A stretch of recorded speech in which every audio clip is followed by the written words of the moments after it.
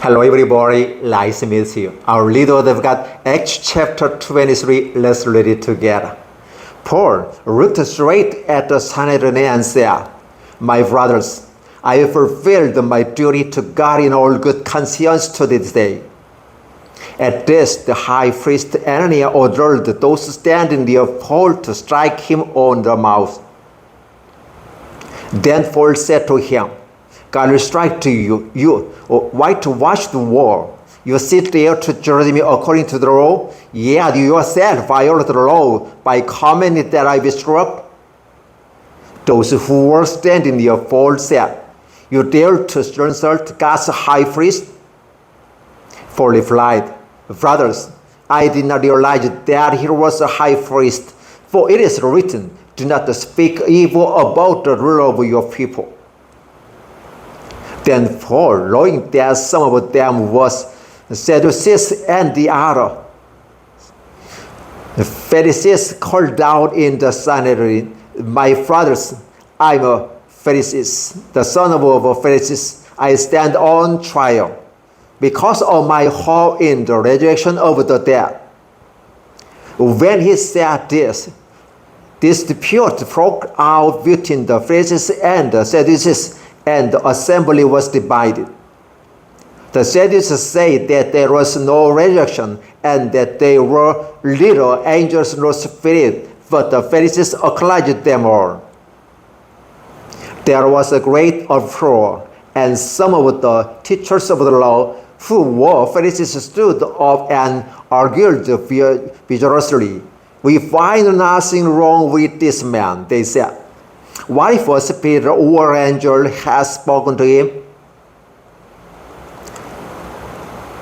The dispute became so violent that their commander was afraid Paul would be torn to pieces by them. He ordered the troops to go down and take him away from them by force and bring them into the barracks.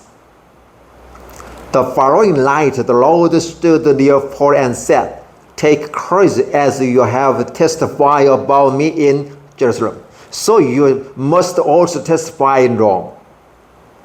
The next morning the Jews formed a conspiracy and bound themselves with oaths not to eat or drink until they had killed Paul. More than 40 men were involved in this plot. They went to the chief priests and elders and said, "We have taken a solemn oath not to eat anything until we have killed Paul.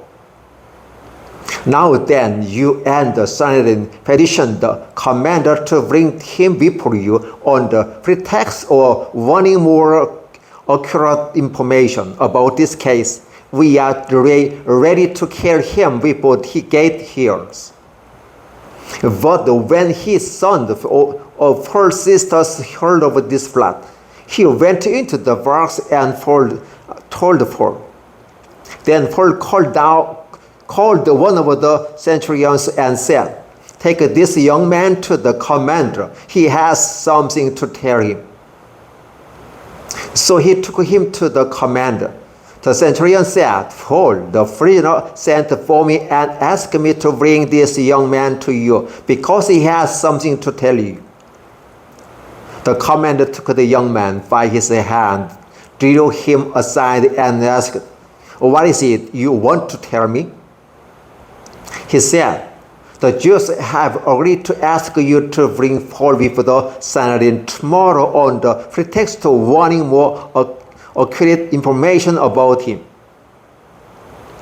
Don't give in to them, because more than 40 of them were waiting in ambush for him. They have taken on oath not to eat or drink until they have killed him. They are ready now, waiting for your consent to their request." The commander dismissed the young man and cautioned him, "Don't tell anyone that you have reported this to me."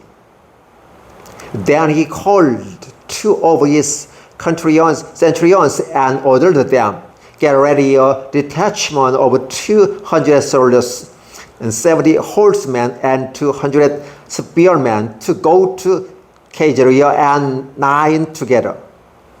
Provide the mount for Paul so that he may be taken safely to Governor Felix. He wrote a letter as follows. Claudius Lysias, to His Excellency Governor Felix, greetings. This man was seized by the Jews and they were about to kill him, but I came with my troops and rescued him, for I had learned that he is a Roman citizen. I wanted to know why they were accusing him, so I brought him to their Sanhedrin. I found that the accusation had to do with questions about their law, but there was no charge against him that deserved death or imprisonment.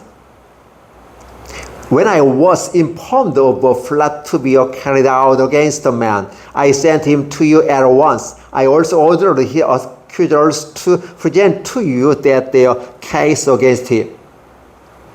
So the soldiers, carrying out their orders, took Paul with them during the night and brought him as far as Antipatris. The next day they let the cavalry go on with him while they returned to the barracks. When the cavalry arrived in Caesarea, they delivered the letter to the governor and handed Paul over to him. The governor read the letter and asked what province he was from, learning that he was from Cilicia. He said, I will hear your case when your accusers get here. Then he ordered that Paul be kept on the guard in Herod's palace. Acts chapter 23, verses 1 to 35. Thank you.